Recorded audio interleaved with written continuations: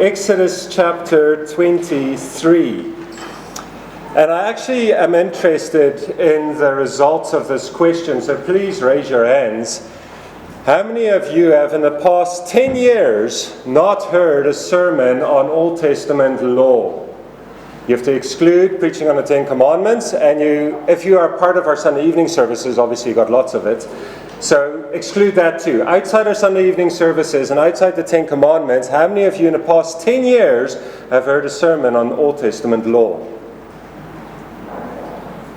All right, very, very few. More than I thought, so that's a compliment to Christianity around us. Turn to Exodus 23. As we study God's law given to Moses and the nation of Israel. Because it's so rare to have a sermon on Old Testament law, the sermon is going to have an odd approach. It's not going to sound like a final form sermon that you normally get. I'm going to show you the process by which we study Old Testament law, and then at the end we'll add a little outline that sounds like a normal sermon. And so your bulletin has a lot of details in it this morning, and I trust it will help you not only to understand God's law, but how to understand God's law. Because chapter 23 in Exodus is part of the book of the covenants. Starts in chapter 19, about 19:20 to 24. A very unique set of laws. Now, they're not unique in and of themselves per se. In fact, you might wonder why these make it in that book of the covenant term and others don't. But I believe chapter 23, verse 1 to 9 is specifically there to teach you the contents of the law and to model how to study Old Testament law. It's a little clearer in its method than the rest of the law. If I would ask you if mankind is naturally a law-keeping or law-breaking society, I hope you say law-breaking and are not duped by the positive thinking movement in the world saying we're inherently good. You know what it's like. Mom says no popping sounds with your lips when you're eating, and at 2 years old already you technically obeyed only to replace it with tapping the spoon on the table. Okay, I'm technically obeying, but I found a way to disobey nonetheless. Then Dad intervened with a categorical law that said no annoying sounds. And instead of stopping all sounds and taking a bite of food, which was certainly the intent of Mom and Dad's laws, the 2-year-old already technically obeyed, and without any annoying sounds, pulled the oddest of faces, still not eating his food. We're naturally a law-breaking society. Instead of taking a law and extrapolating it for blessed obedience, we technically obey it while disobeying it in 10 more ways. We are naturally law-subverting beings. Man's solution to man's lawlessness is make more laws. From now on at the breakfast table, no popping sounds with your lips, no popping sounds from your lips, no tapping of spoons, no tapping of forks, no tapping of carrots, no drumsticks, no annoying sounds, no funny faces, no eye rolling, no spitting. Don't do anything, just eat your food. We just add more laws. And how does that work out for us? Man's solution to law breaking is always to add. Add more laws, add more force to the laws, add more consequences to breaking the laws, add more explanations of the laws. I asked AI, since it's a very weird question, how many laws does South Africa have? And I said, well, it's very hard to define, like where do you draw the limit of which laws we count and don't count? But officially, in 2015, I believe it was, Parliament had issued, over the course of South African history, 2,800 laws. Now, a few of them repeal other laws, so maybe a bit less overall then. But then it continued and said, if you want to include all laws, we're talking about municipal laws and bylaws and all kinds of laws like that, we're sitting somewhere between 20 and 50,000 laws. Man knows how to add laws, but it seems as laws increase, so does lawlessness. But then you find among mankind very few, rare, far in between, law lovers. You find them. They are few, they are very rare, and they probably didn't become law lovers by studying human law. They became law lovers by studying a perfect law, God's law. Specifically the law given to Moses to give to the nation of Israel to govern their national affairs until Christ came. You see this in the psalmist especially, but throughout the Old Testament. Psalm 119 verse 97, "Oh, how I love your law. It is my meditation all the day." Meditation isn't just thinking broadly about nothing. Meditation is I'm studying them and I'm interacting with them and I'm wondering exactly where they would all be relevant. Psalm 119 verse 104, "Through your precepts I get understanding, therefore I hate every false way." Look at that. By studying one good, perfect set of laws, he had come to hate every false way. Now, if you count the laws in the law of Moses, you end up with 613. Through studying 613 laws, he had come to hate every false way. Every nuance that's not covered in the laws, that is evil, he's come to hate. How does that work? How can you study a law with only 613 laws, and some of them are repetitive, by the way, and end up addressing every false way? Well, you see, God's law is not like human law. Humans haven't learned much from God's law, it seems, either, except the do's and the don'ts. God's laws are not like man's laws. We don't need 50,000 variations of laws to try and curtail ways in which we will find ways to disobey them. God's national law to Israel had only 613 laws. And then you could summarize them in 10 or even in 2. Love God, love neighbor. From that alone you can hate every false way. You see, there are 2 reasons, just quickly, by way of introduction, why God's laws are not like man's laws. First of all, God's law comes in a covenant context. Now, you might say a national law comes in a citizenship context, and that's true, but it's not exactly the same thing. God's law comes in a covenant context. Remember in Exodus 20 when the 10 Commandments are given, it starts with, "I am the Lord your God who brought you out of the land of Egypt." God first redeemed the people to himself and established the relationship, and then he gave the laws. It's a bit like your family, right? The best way to illustrate how God's law works in this world. You were first born into the family, you were first loved and cherished and provided for, and then you were told, don't put your finger in the electric plug. It would be like the government saying, there's no comparison really, but I tried.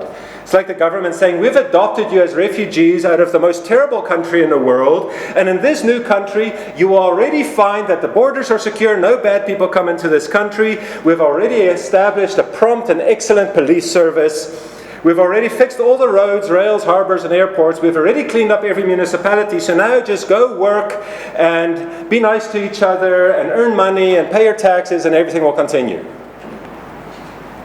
First redemption, then law. Instead of like the world's laws that say, here are the laws, and if you keep them, then we can be nice to each other. God's law is not written to criminals who in any case don't care about the law, apparently. God's law is written to those who are in a covenant with him, and they want to preserve their relationship with him as he already established it. So God's law comes in a relationship context, covenant context, we say biblically, to show the seriousness of the relationship. Secondly, God's law is different to human laws because God's law works through extrapolation. There's a big word that I'm going to use a lot today. It works through extension. You extrapolate. It is small and you can make it a very big deal. Human laws, for the most part, are comprehensive. We have to cover every little nuance. And the more nuances we cover, the more loopholes and technicalities and exceptions we invent. God's laws doesn't even try to be spelled out comprehensively. It doesn't care to list every nuance. Rather, it is spelled out simply and clearly. The emphasis in God's law is not comprehensive elaboration, rather the simplicity and clarity from which then the law lover says, I can take this all kinds of directions. And you actually end up more comprehensive than the human laws. Simple illustration, man's laws say 120 is the speed limit. But if it's foggy, then there's another sign that says then you may only go 80. And if there's construction, then there's a new sign with different colouring even, so you know it overrides the 120 sign, because with construction you only go 60. And as you drive there, you're like, okay, we've got construction and fog. What do we do now? Like, do you do the average of 60 and 80? How does that work? Or what if it's snowing? It snows on Van der Renens. What if you go through there and it's snowing? There's no sign about snow. And inherently, we have some common sense and understand the law actually says drive safely. And you can extrapolate that to the different situations. And that's how God's law works. Man's law is not written that way. God's law is intentionally written to be extrapolated. It's built in that the more you study it, the more you realize, wait, I'm just keeping the rules, but that's not good enough. These rules point to something far greater. And the lover of God's law doesn't take long to figure that out. And so that brings us then to Exodus chapter 23. And what we're going to do is walk through it somewhat exegetically, the way a pastor would in his study, the way I did in my study. And then we'll try and wrap it up in more sermon format at the very end, just quickly. Exodus 23, verse 1 to 9. It's just a set of laws, okay? Nothing extraordinary here. You shall not spread a false report. You shall not join hands with a wicked man to be a malicious witness. You shall not fall in with a many to do evil, nor shall you bear witness in a lawsuit, siding with a many so as to pervert justice. Nor shall you be partial to a poor man in his lawsuit. If you meet your enemy's ox or his donkey going astray, you shall bring it back to him. If you see the donkey of one who hates you lying down under its burden, you shall refrain from leaving him with it. You shall rescue it with him. You shall not pervert the justice due to the poor in his lawsuit. Keep far from a false account. Do not kill the innocent. From a false charge. And do not kill the innocent and righteous, for I will not acquit the wicked. You shall take no bribe, for a bribe blinds the clear-sighted and subverts the cause of those who are in the right. You shall not oppress a sojourner. You know the art of a sojourner, for you were sojourners in the land of Egypt.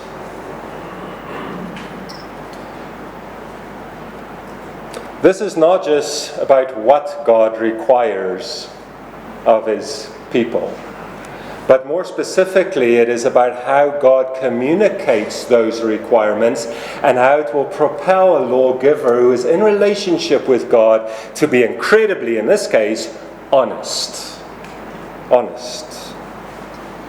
Here's the flow of thought. Let's go through it and I'll explain the phrases as we normally would. First of all, he says, know the specific law. Just know it. Here it is, short and sweet, simple and clear. Know it. You shall not spread a false report. That's the main law here. You shall not spread a false report. It is about lawsuits. You see later he talks about being witnesses and specifically mentions lawsuits, and he mentions a charge at the end. You know, you cannot spread, you cannot carry around, bear for everyone to see a false report in a lawsuit.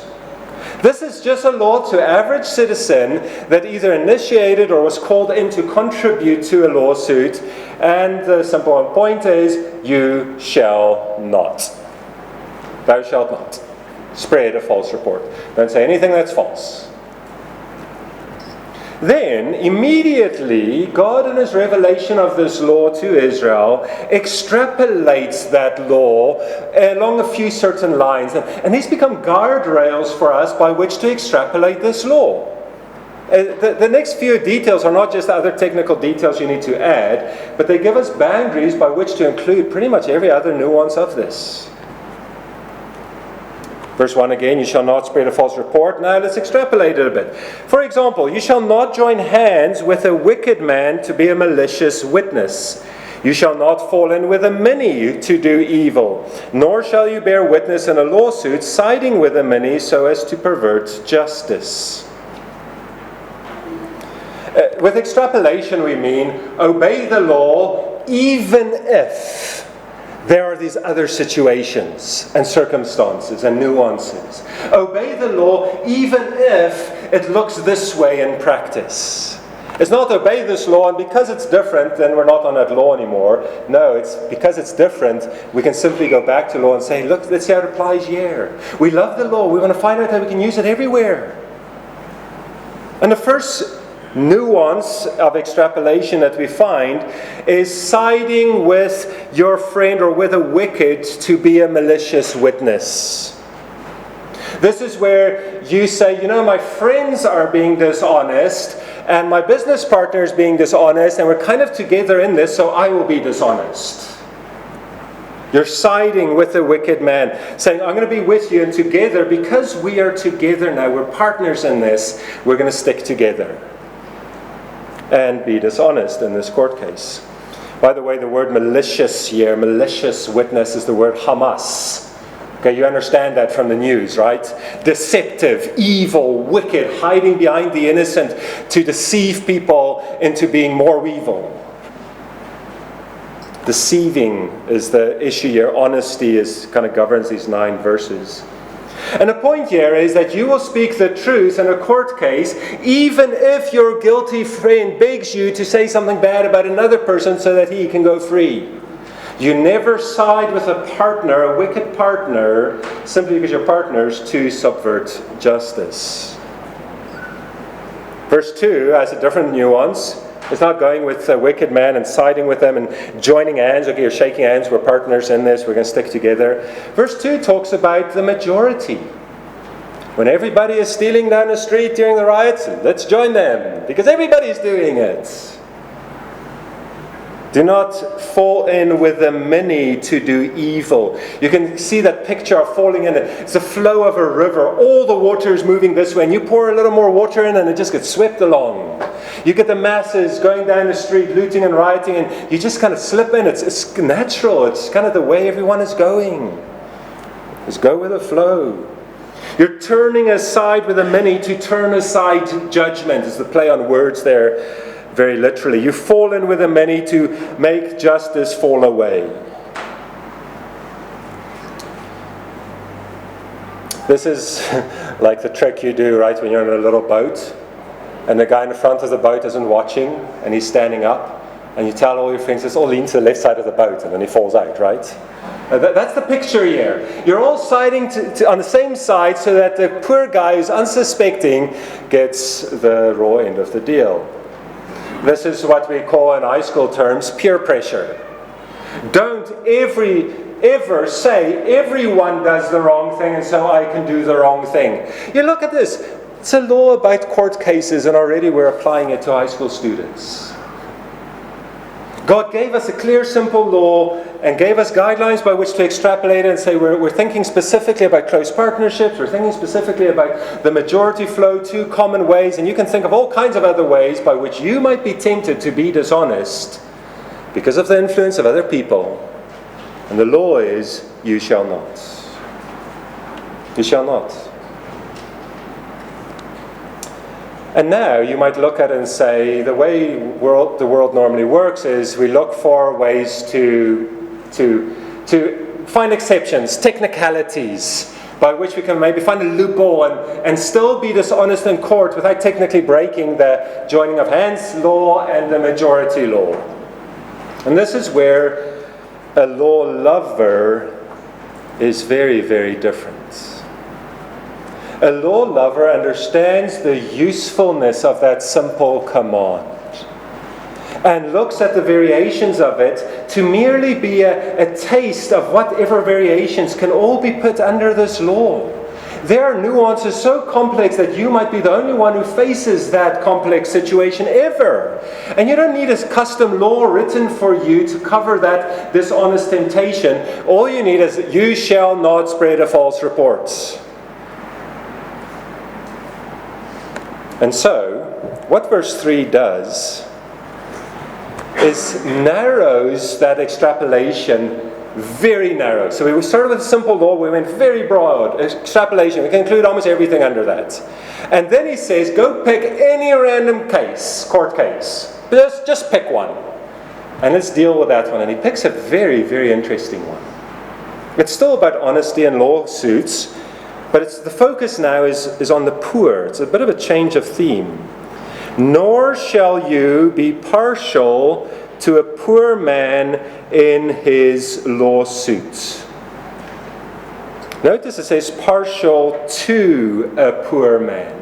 This is not your typical poor man law that says make sure the poor man gets justice. This is the other side of it that says make sure you don't subvert justice just because he is poor and pitiful. This is talking about what the world calls empathy, right? The empathy factor in justice, that your empathy can't subvert justice. You're feeling sorry for the poor guy because he's poor, but he is wrong in this case. Or he is right. Whatever way it is, you cannot lie about it. In this case, he's wrong because you cannot be partial to him by showing him favor when he deserves justice. Just like an honest person will never allow his partnerships or the majority to compromise his commitment to righteousness and justice and abstinence from wickedness, so he won't allow his emotions to compel him to change his ethics. Verse 3 is literally saying, of all the cases this law could apply to, pick one. He picks one where your emotions are even involved. He picks one of the more difficult cases to still do what is right. And God does it very skillfully here, obviously, to demonstrate just to what degree this law is useful. Even when it feels right to be wrong, don't be wrong. Even when it feels right to do wrong, don't do wrong. And so what we have here is we have know the specific law, simple and clear, extrapolate it according to the given guidelines, and then apply it to a specific situation so you can prove that you can do it. This is like your mathematics teacher in high school. Teach, teach, teach. Some examples, extrapolations, so you can kind of see how these principles work, and then they give you an assignment. And if you can do that assignment, you can probably do every other one. And that's why it looks like at school, you learn. You're like, okay, that's difficult, but it makes sense. Examples, that helps a lot. The extrapolation works. And you go home to do your homework and you have no idea how to apply it. Right? God's law is not like that. It says, go home, apply it to the most difficult situation, and you'll see it works. And so I don't know what temptations to dishonesty you have in this coming week. But these 3 verses will cover it. Know the law, extrapolate the law along the guidelines, and apply it to a specific situation to show that you understand it and can apply it to anything. Don't you wish your driving lessons laws were given in this way? Know the law, let's extrapolate it, and we'll show you how easy it is to do it, if you love the laws. Well, then verses 4 and 5 come. And suddenly everything changes. The type of law changes. Instead of thou shalt not, it becomes if this case, then do that. It becomes case law, what we call case law. Also, it seems like we're going from like heavy lawsuits with people involved, the wicked and the righteous and the poor that are even wrong, to donkeys and oxen. Dramatic change. It sounds nothing like verses 1, 2, and 3. And verse 6, by the way, seems to just follow up from verse 3. You shall not pervert the justice due to the poor in your lawsuit. And so you're almost tempted to think, let's preach verses 1, 2, and 3, and then 6, 7, 8, and 9, and 4 and 5 we'll leave for another time because it's a different law. These are just random laws put together. There's no particular order. God never does anything random. What is verse 4 and 5 doing here? If you meet your enemy's ox or his donkey going astray, you shall bring it back to him. If you see the donkey of one who hates you lying down under its burden, you shall refrain from leaving him with it. You shall rescue it with him. This is the 4th step, the 4th and final step. The rest are going to be a bit of revision for us. The 4th and final step in understanding God's law. Know the law. Extrapolate the law, Apply the law to a specific case to show that you can, and then become the kind of person who loves that law. Become the kind of person who loves that law. And parents are like, this sounds a lot like biblical parenting. You teach your kids things and you change their behavior and you help them change, and then you realize we're after the hearts, not just after the behavioral changes. Become the kind of person who loves such a law. Forget the honesty. Let's talk about animals. But what we're going to see here is the character of a man who will never do something wrong because of personal or other reasons. Verse 4 and 5 seem to have nothing to do with the commandment of verse 1, you shall not spread a false report. But it actually reveals the kind of person who will understand the law of verse 1 very well. Verse 4, if you meet your enemies, ox or donkey going astray, you shall bring it back to him. The commandment in verse 4, you shall refrain from leaving him with it, you shall rescue him with it. You see, in God's law, a covenant-keeping man is not merely one who goes through the checklist of all the laws and says, did it. He is a man who changes internally to become a man who doesn't even need the checklist, and he will keep it. He is the man who will never fail in the beginning of verse 1. He'll never be tempted by all the nuances of verse 1 and 2 and what they can be extrapolated to. He naturally will never get verse 3 wrong because he is so far on the other side of the spectrum of righteous and wicked. You know, we define righteousness and wickedness as this thin little line in the middle of the spectrum. This is wicked, this is righteous. There's the thin little line. And how close can we get to that line without being wicked? And technically, on which side are we? That's just not how law works. Well, human law does, but God's law doesn't. In God's law, it's not how close to the line of righteous and wicked you can be, but just how far you are from that wickedness. It's very significant here, the details of the law. It's a very colorful, it's the most intense form of this passage, a few verses in this passage. Verse 4, the ESV simply says, you shall bring it back to him. But in the original, it's strikingly emphatic. It says, bringing back, you will bring back this ox or donkey. Or the way we'd probably translate it idiomatically in English is, surely you will bring it back. And this is not a surely of thou shalt surely, but of course you will. Won't you? You see, the man who never even gets tempted to skew a legal case in someone's favor is a man who himself is so disposed to do even his enemy good that he cannot even perceive of changing a lawsuit's outcome. He's so committed to good that even the enemy's animals benefit from it. Surely then, a human being made in the image of God will not be lied about, will not get a false witness, will not receive any injustice due to this man. Even his enemy will be at his mercy. He will show kindness. Certainly then, the man in court will also receive justice. Verse 5, again, very emphatic. You shall refrain from leaving him with it. You shall rescue it with him. You will refrain from saying, that's you and your donkey. Okay, you put way too much weight on that donkey. He fell down. That's your problem. I'm not touching that.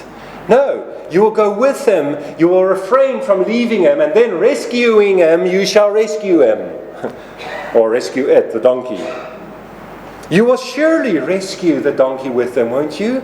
So let me ask you, if I were to tell you, you will not lie in court, commandment, and I tell you, if your enemy is struggling with something, you're going to help him, right? Which one is the more godly person? The one who checks the law and says, I did it? Or the one who says, why would you even need a law? Of course I'm going to do that. See, he's focusing here on the kind of person that will keep the law of verse 1. It's the kind of person that shows even the most undeserving person animal the most kindness. And so the summary thus far is, you shall not spread a false report. In fact, you should be always so honest and so above reproach and so just that even if you have a change to exploit your enemy's weakness, you wouldn't do it. You wouldn't do it. And so the law continues, though, saying, know the law, extrapolate it, apply it to a specific case, become the kind of person who loves the law, and then it continues. It's a very helpful set of laws here to understand how God's law works. Verse 6, you shall not pervert the justice due to your poor man in his lawsuit. What is verse 6 doing, separated from verse 3? Well, verse 3 said, don't let your empathy make that the poor gets away with a crime. Now it says the more expected law of the poor, just because he's poor means he's helpless, but that doesn't mean he shouldn't get justice. So you make sure he gets justice. It's the other side of verse 3. But first God took us through verse 4 and 5 and said, don't let your empathy make that you don't bring justice to the poor. And then before we talk about more application, change who you are. Change who you are. And now he throws verse 6 in and says, by the way, let's go back to verse 3's case, but the opposite of it. Let's just change everything around. In this case, the poor man is innocent, and the poor man is going to be judged because somebody else is probably paying a bribe to the judge, and the judge is unjust. So you make sure he gets justice. The exact opposite of verse 3. What is God doing besides telling us how to treat the poor? God is telling us, go flip any application completely around, apply the same principles, and it still works. In fact, become the kind of man and woman and child who can look at any of God's laws and any specific application and then say, just for exercise sake, let's change all the details in the application. Does it still work? And you are able to demonstrate how God's law still works. It's quite a lesson for us to realize that as clear and specific and as simple as God's laws are, that they really work for every single situation in life. This is all focused about court cases and stuff. There are other laws that focus about other things. There is not one area of life that God's law does not address, if not directly with the law, through a direct extrapolation and application of that law. I know it doesn't feel for us as Christians. We often feel there's so many things in life, I just don't know what to do. That's not a failure of the law of God. It's just a failure of your knowledge and application of it. That's all. It's again the excuse versus extrapolation difference. Man's laws invite excuses. Okay, but in this case, the poor man is innocent, and so it's not that big a deal. He's not going to be punished for anything too badly, probably. Bribe is okay. No, just extrapolate the law of verse 1 to the poor when he's right and to the poor when he's wrong. It just doesn't matter. It still works.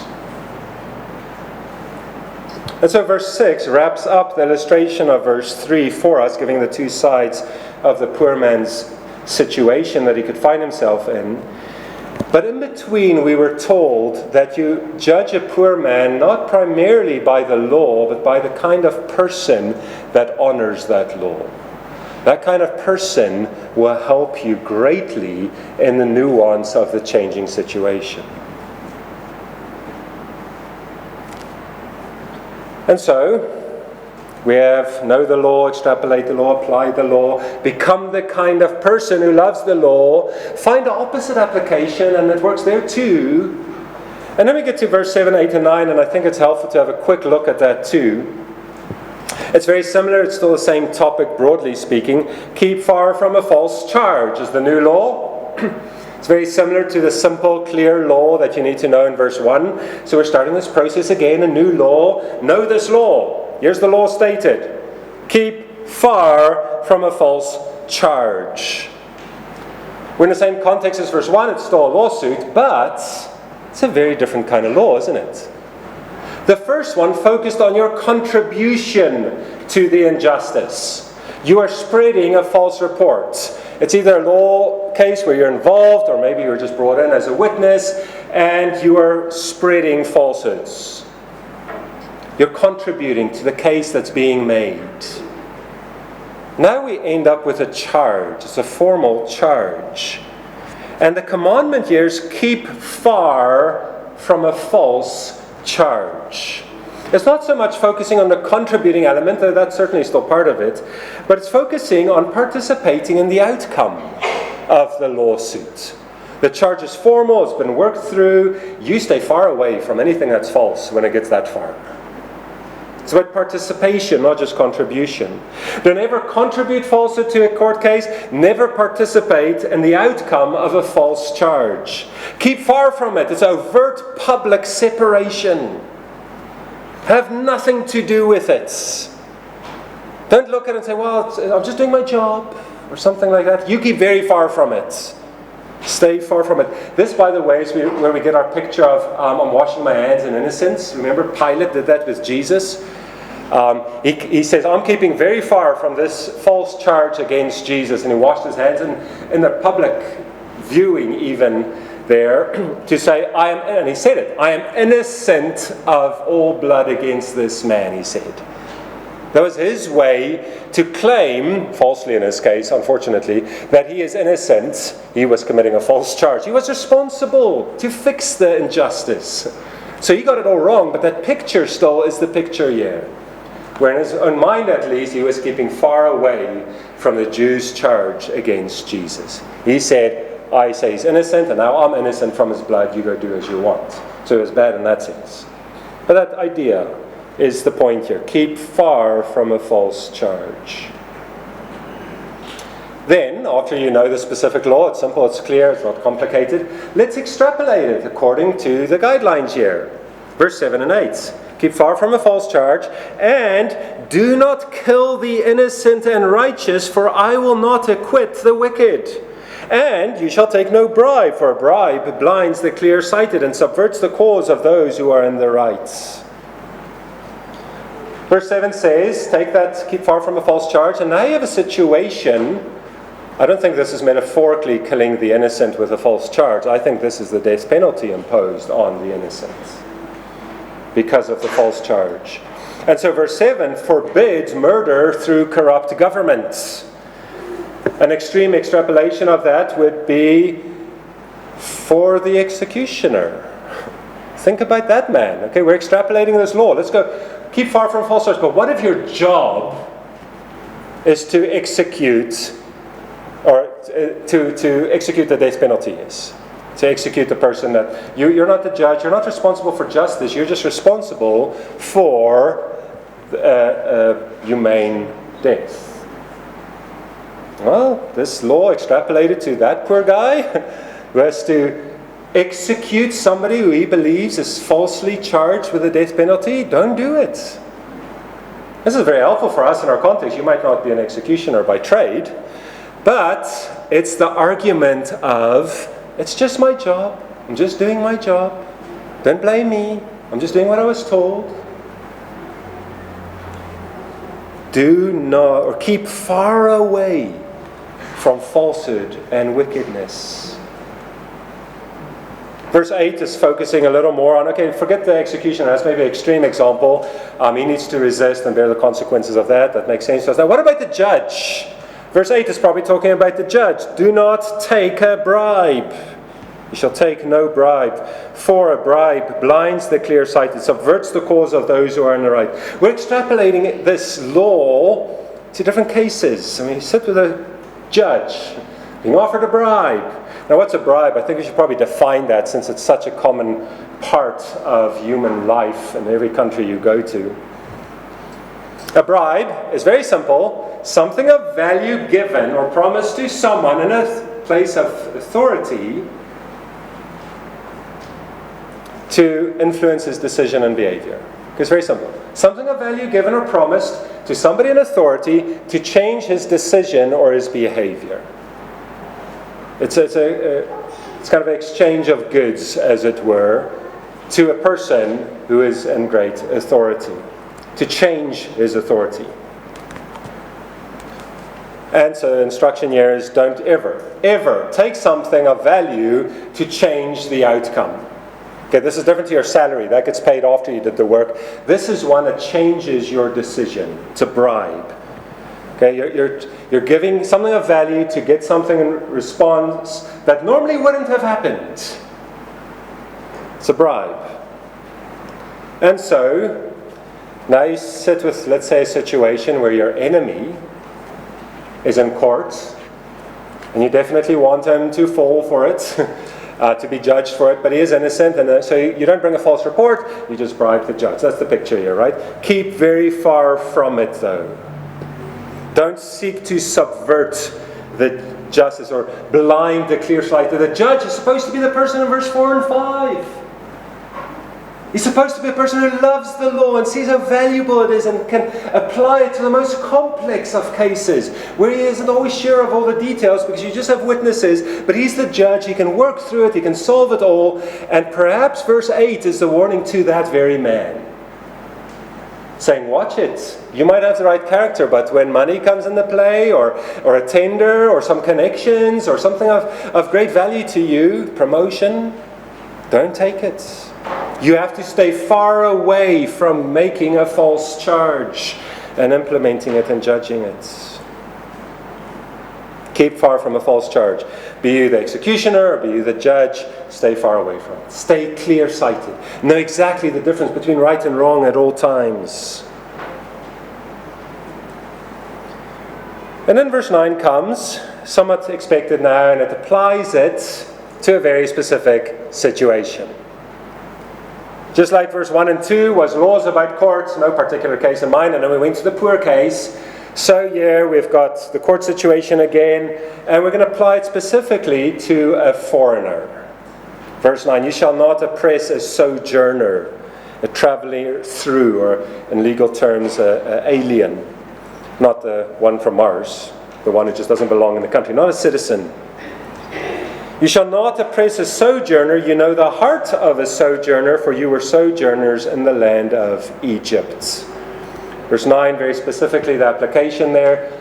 Don't oppress people who have less privilege, rights, connections, and money probably than the rest. The sojourner would be the one traveling through the country, so he's not at home. He doesn't have his own connections to the judge to perhaps bribe someone. And he doesn't have his own connections in the country to make sure his life is working smoothly. His phone doesn't even work half the time because of SIM card issues, things like that. And so when he has a clear disadvantage, make sure you don't take advantage of his disadvantage. It's a little bit of a picture of verse 4 and 5 again. Okay, he's already your enemy, he's already at a disadvantage. Now he has extra issues, a legal case perhaps on his side, and you will not leave him with it. You will go and help him. You will contribute righteousness to the situation. And then verse 9, it's still the application here, but it actually has a bit of verse 4 and 5 in it, right? Know the hearts.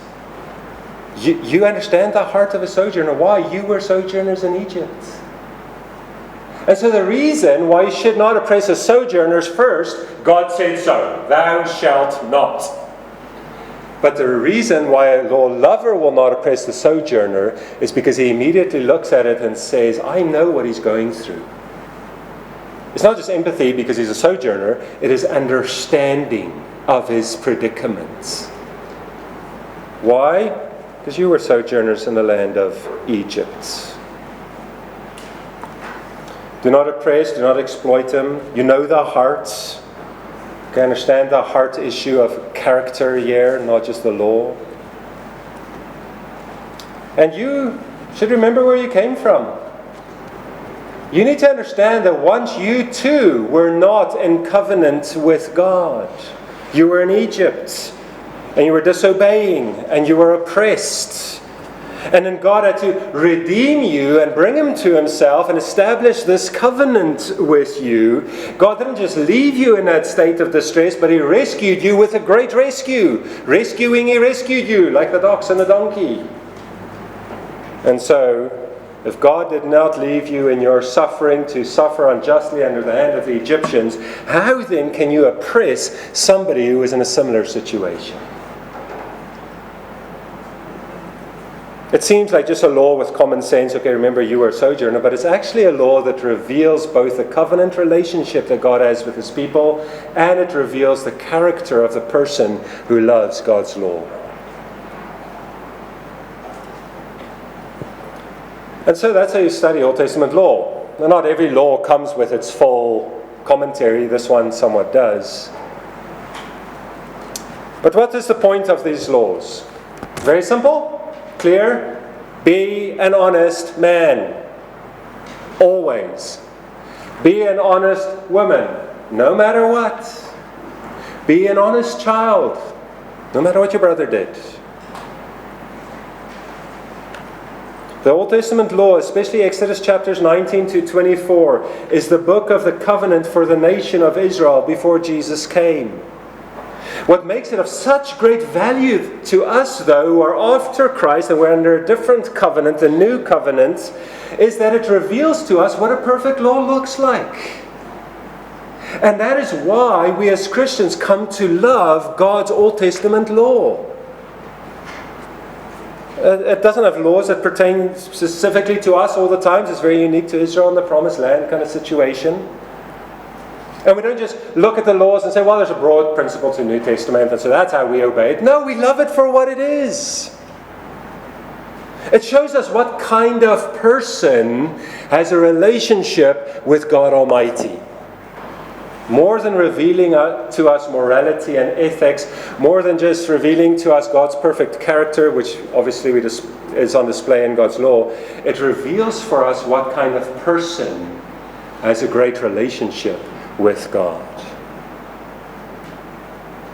Remember, Jesus pointed this out in the Sermon on the Mount, where he took some famous Old Testament laws that everybody knew, and he used them to point to what kind of person is in God's kingdom. It's not just the one who didn't commit adultery, it's the one who has a pure heart. And before Jesus used laws like this to point to the character of a person, he gave the Beatitudes that start the Sermon on the Mount, right? A Ten Commandment-like set of statements revealing the blessed nature of whoever will be in God's kingdom. They would be poor in spirit, not arrogantly spreading falsehoods for their own benefit. They would mourn over sin and sinfulness, not make it thrive because of their contributions. They would be meek, accepting suffering rather than committing perjury, to put it in legal terms. This is where Christians get the phrase, it's not sin to suffer, but it is sin to sin. They would be meek. They would thirst for righteousness, Jesus said, pouring all their efforts into a legitimately legal and just outcome and staying far away from anything that would cause ambiguity or dishonesty. They would be merciful, pure in heart, peacemakers, and yet even accepting persecution for standing up for what is right. Wouldn't it be amazing to live in God's kingdom where everybody else obeys God's law and has come to love it? Think about what that life would be like. And then make sure you belong there by being one of them. This is your guide to reading Old Testament law. Read the law, extrapolate the law, apply the law, and then become the kind of person who absolutely loves this law. I hope you all love Exodus 23, verse 1 to 9 after today. Now let's extrapolate the application, not just the meaning of the law. Let's extrapolate the application of Exodus 23, verse 1 to 9 for our context. For our context. You might not be the judge, you might not be a witness. You certainly don't have an Old Testament judge governed by Old Testament law. You probably don't have an ox or donkey. And a sojourner, you probably wouldn't even recognize him in our country, necessarily. How do we apply this? And so here's your proper sermon outline that you're normally accustomed to. 3 convictions of an honest person. 3 heart character traits of a person who's always acting with integrity. The first conviction then of an honest person from this text is that I will do right even when others don't. I will do right even when others don't. And others can be a close person or friend, like verse 1, or the others could just be everyone, the masses, the democratic votes, the majority rule. I will do right even when nobody else does what is right. It doesn't matter if he's my closest confidant or if it's just the way the world works. I will do what is right. Second conviction of an honest person is that I will do right no matter what the situation is. Not just about who does or doesn't, but what kind of situation it is. If it involves my emotions in verse 3, I will do right. If it involves my enemy, verse 4 and 5, I will do right. If it involves, verse 4 and 5, just happenstance, circumstances that just worked out really in your favor against another person, you will still do what is right. And if it involves the defenseless, the poor in verse 6 compared to poor in verse 3, well, I will still do what is right, no matter what the situation is.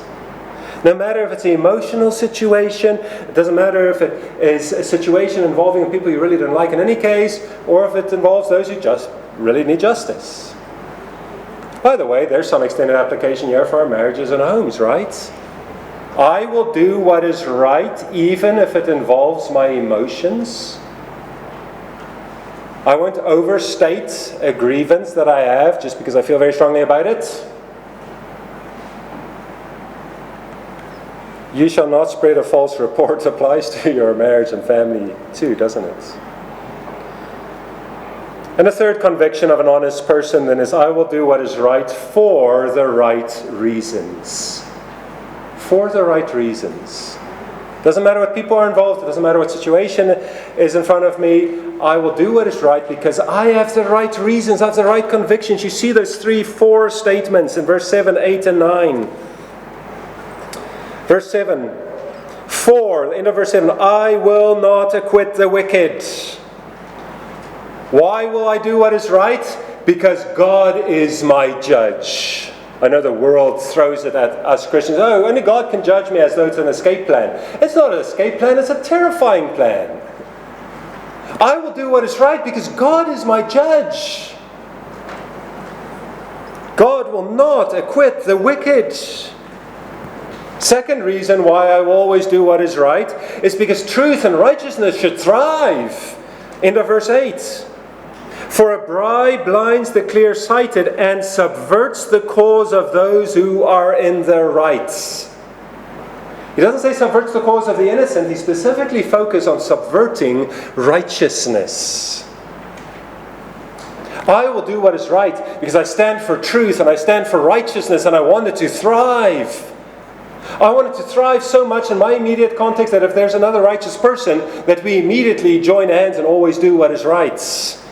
Joining hands for the right thing instead of the wrong. And the third reason why I will always do what is right is because I was also once previously wronged. Verse 9. For you were sojourners in the land of Egypt. Now, this last reason for doing what is right is literally the reason why at least the psychologized world keeps on doing what is wrong. Do you see how the law lover has the same reason as the law breaker? I was previously wronged, so I'm going to be mean to you. I was previously wrong, so you can't expect me now to always be the one doing the right thing. And the law lover is saying, I was previously wrong, so how on earth could I do wrong?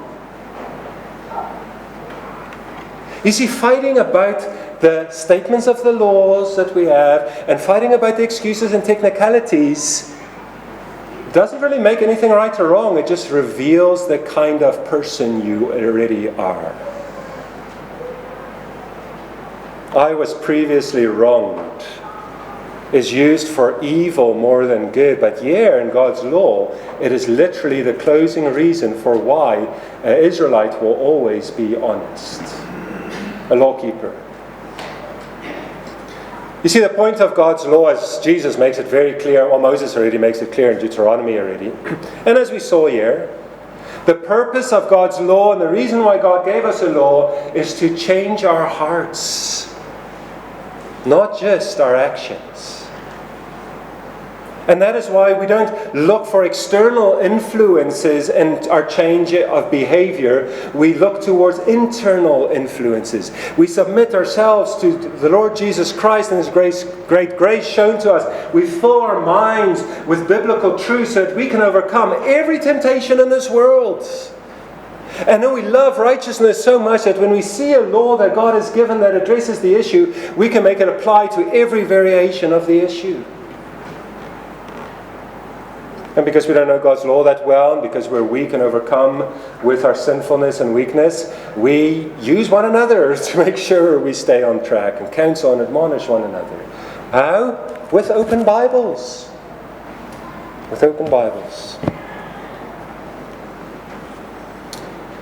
And so if I could perhaps ask a closing few questions by way of application for you, somewhat more philosophical terms. Are you a minimalist or a maximalist in your relationship with God? Are you a minimalist in your relationship with God, seeking just enough obedience to still feel covenanted to God? Or are you a maximalist in your relationship with God, seeking not merely to check every item on the checklist, but to have a character that loves to obey the God who redeemed you? God's law will make for a perfect life. But as we all know, very mournfully so, for some reason we're still far from perfect obedience. And it could work. It could make you a perfect person. It can. Why does it not work? It's not because the law is flawed, but it is because we are flawed. And so, as you expect from the law, it doesn't just tell us how to live a perfect life, it also shows us that we are not living a perfect life. It convicts us of sin before a holy God who will certainly not acquit the wicked, including you, not just the poor guy. And so we come to God, as the law will continue to explain in chapters 24 and following, 25 and following. We're in Leviticus now, Sunday evenings, very clearly so. The law will go on to explain that when you break the law, you are guilty. And you may not contribute false information to acquit yourself. You cannot spread a false report. You cannot go with a false charge. God will not acquit you. And so what you need is a really holy priest, and you need a sacrifice to atone for your sin. And that's exactly what our Lord Jesus Christ was, right? When He came and established the new covenant, He was our perfect priest. And He was our completely perfect sacrifice for our sin. Let's pray.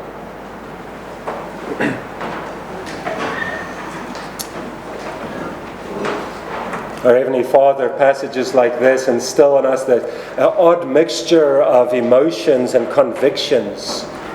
It makes us want to repent and rejoice at the same time. It wants us to love the law and first seek reconciliation from you, all at the same time. Lord, don't just make us honest people. Make us people who love righteousness in all its forms, who hates wickedness in all its forms. And so, Father, as the true law lover would, as we see throughout the Scriptures, we look first and foremost at our own law breaking and confess to you, Lord, that we break your law. And we deserve eternal condemnation for it. So please, Father, would you show us mercy, not by subverting justice, that would defeat the integrity of your own law, not by defeating justice, but Father, by giving us justice through a substitute so that we can go free. And then, Father, may we walk in newness of life, as the New Testament calls it. May we walk as Christ walked, and may we exhort one another to that day by day, knowing we live in a corrupt world, a crooked and perverse generation where our light is supposed to shine. And so, Father, make us that different from the law breakers around us. Thank you for your law. May it be our meditation all the day. Amen.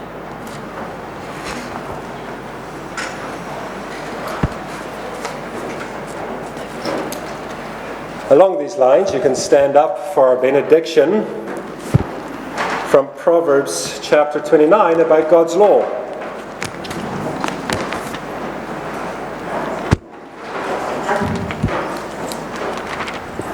Our benediction comes from Proverbs 29, verse 18. It's a real benediction, a statement of blessing.